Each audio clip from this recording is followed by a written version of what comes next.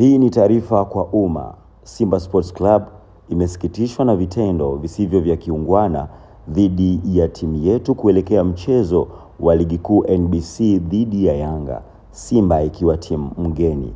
Kwa mujibu wa kanuni ya 17 ya kanuni za ligi kuu bara, timu mgeni ina haki ya kufanya mazoezi kwenye uwanja wa mechi angalau mara moja kabla ya siku ya mechi katika muda tarajiwa wa mechi husika.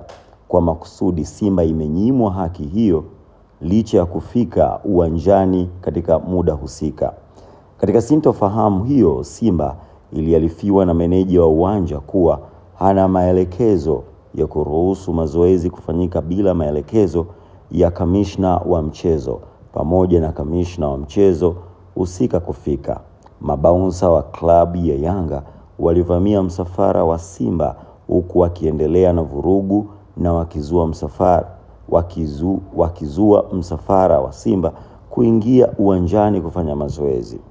Jitihada za Simba kupata ufumbuzi wa changamoto hiyo hazikuzaa matunda kwa zaidi ya masaa mawili kabla ya Simba kuondoka eneo la nje ya uwanja kwa sababu za kiusalama ambazo zimerekodiwa kwa ajili ya ushahidi. Kufuatia ukiukwaji huo wa taratibu za mchezo, Simba haitoshiriki mchezo husika na haki zote zimehifadhiwa. Simba inahimiza kuchukuliwa kwa hatua stahiki dhidi ya wahusika wote wa sakata hili. Imetolewa na management ya club ya Simba.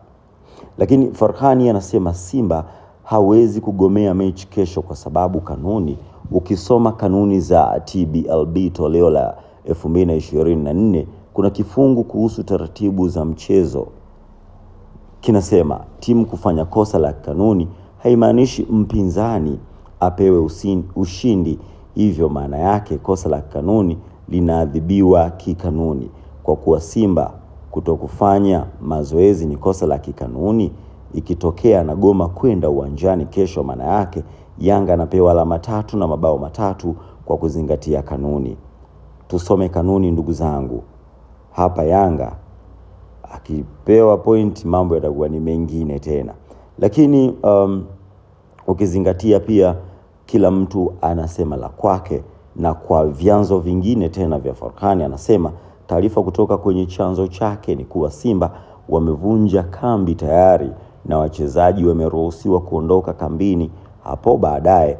Hii inatokana na msimamo wa klabu kuwa hakuna mechi. Yanga wapo kambini na kesho wataenda uwanjani kwa mujibu wa kanuni, na kwa tafsiri za kanuni kama Simba hatotokea basi wanaweza kupewa mabao 3 na alama 3. Hii ndiyo dabi ya Kariakoo. Nguvu moja dhidi ya daima mbele. Kumekucha tayari. Kutokana na tamko hili la klabu ya Simba Sports Club kugomea kuonekana kwenye mechi ya kesho, wewe unazungumziaje?